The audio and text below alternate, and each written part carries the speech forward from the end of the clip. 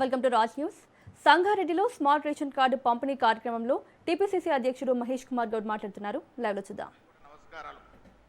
మొదటగా 80వ స్వాతంత్ర దినోత్సవ శుభాకాంక్షలు. నేను ముఖ్యమంత్రి గారికి, మంత్రి ఉత్తమ్ కుమార్ రెడ్డి గారికి ధన్యవాదాలు తెలియజేస్తా ఉన్నాను. స్వాతంత్రం జరుపుకునే రోజున ఒక చరిత్రాత్మకమైనటువంటి స్మార్ట్ రేషన్ కార్డు మీకు అందజేస్తున్నందుకు ఈ రాష్ట్రంలో అన్ని జిల్లాల్లో ఈ కార్యక్రమం జరుగుతూ ఉంది.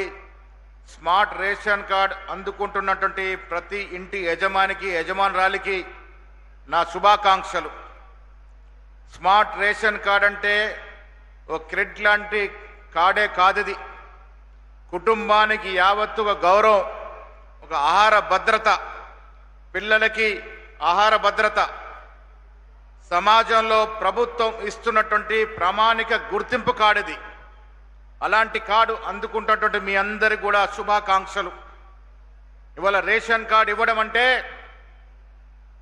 మీ అందరికి కూడా ధనికులు తినేటటువంటి సన్న బియ్యం ఇవ్వడం, దాంతోపాటు సరుకులన్నీ కూడా నేరుగా అవకతో లేకుండా ప్రతి కుటుంబానికి ప్రభుత్వం ఇచ్చే ప్రతి సంక్షేమం చేరే విధంగా ఈ కార్డు రూపకల్పన చేసినటువంటి రాష్ట్ర ప్రభుత్వానికి, ముఖ్యమంత్రి గారికి, ఉత్తమ్ కుమార్ రెడ్డి గారికి నా మనస్ఫూర్తి ధన్యవాదములు. రేషన్ కార్డే కాదు, ఈ దేశంలో ఏ రాష్ట్రం ఇవ్వలేనటువంటి ఇందిరమ్మ ఇల్లు అనేది పేదవాడి కళ. అలాంటి కళని ఎన్నికలకు ముందు వాగ్దానం చేసి ఇవాళ సాకారం చేస్తున్న ఘనత కాంగ్రెస్ ప్రభుత్వానికి. నియోజకవర్గానికి 3000 ఇల్లు చొప్పున ఇస్తా ఉన్నాం. ముఖ్యమంత్రి గారి ధ్యేయం అర్హత కలిగినట్టు ఏ పేదవాడు కూడా ఇల్లు లేకుండా ఉండకూడదని ఆ కార్యక్రమంలో భాగంగా ప్రతి వానికి ఇల్లు ఇస్తా ఉన్నాం.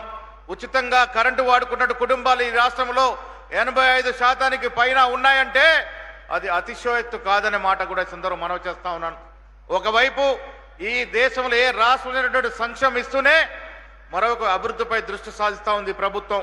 విదేశీ పెట్టుబడులు, 70-80 వేల ఉద్యోగాలు, తెలంగాణ కోరుకునే విధంగా తెలంగాణ యువతరానికి ఉద్యోగాలు ఇస్తూ ముందుకు తాగుతున్న ఈ ప్రభుత్వానికి మనస్ఫూర్తిగా అభినందన తెలియజేస్తూ, మీ అందరికి కూడా ఇవాళ సంగారెడ్డిలో ఒక మలుపు తిరిగే కార్యక్రమంగా భాగంగా చరిత్రాత్మకమైనటువంటి స్మార్ట్ రేషన్ కార్డు ఇస్తున్నటువంటి సందర్భంలో రాష్ట్రంలో ఉన్నటువంటి కార్డులు అందుకున్నటువంటి అందరికి కూడా మనస్ఫూర్తి అభినందన తెలియజేస్తూ సెలవు. జై హింద్.